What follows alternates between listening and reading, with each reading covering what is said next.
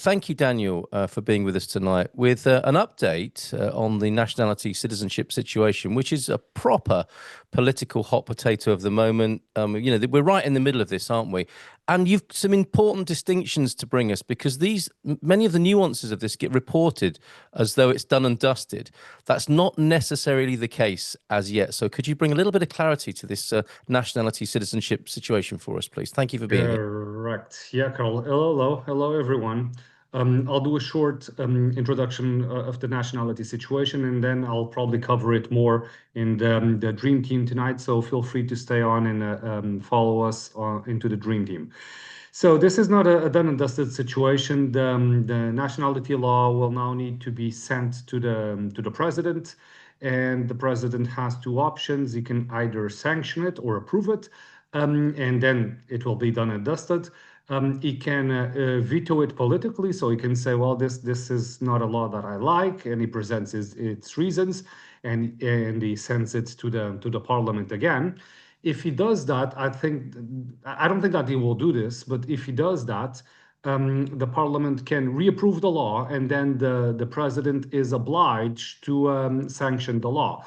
And this is the reason why I think that he will not just veto the law, because, well, he will face the opposition out of the parliament, and then he will be obliged to approve the law. Mm-hmm. Which leaves us with the last option, and this is the law being sent to the Constitutional Court, as it happened with the migration law, if you do remember. Yes. So there's some nuances here in the nationality law that may be unconstitutional.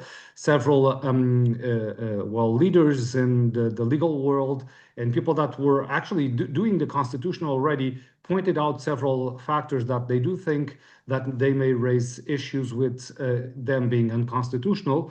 So I think that eventually the law will be sent from the president to the Constitutional Court, and then the Constitutional Court usually takes around 2 months to assess what is eventually wrong with the law. They'll make a decision, like a court decision, and then the law will be resent to the parliament so it can be amended and the unconstitutional parts removed.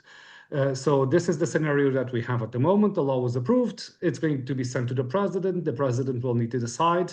And doing some crystal ball gazing, I think that the law will be sent to the Constitutional Court. But don't take this as, well, if it's flunks in the Constitutional Court, then the law is fully scrapped. That's not the case. It's just the portions out of the law that are considered unconstitutional that the parliament will need to remove, and eventually, if they remove those parts and revote the law, the president will sanction and approve the law at the end.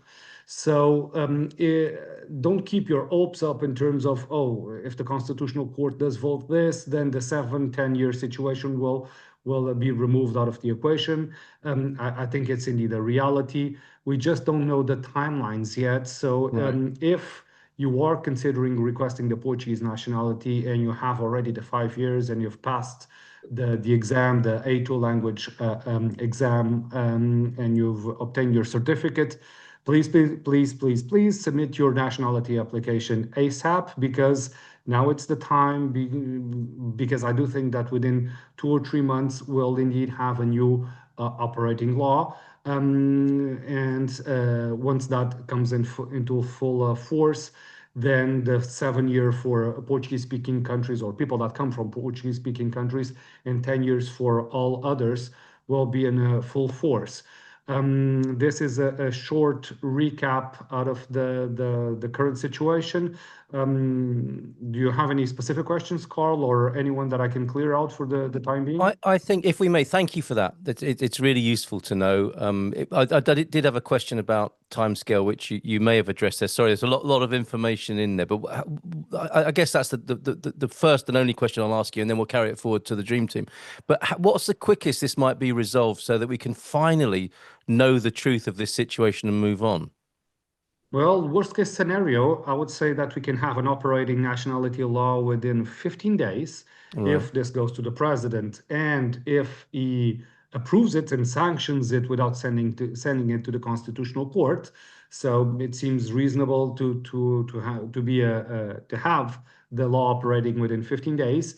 In the best case scenario, I would say around 3 months. So end of January, we probably may have a new nationality law. This is my bets for the situation.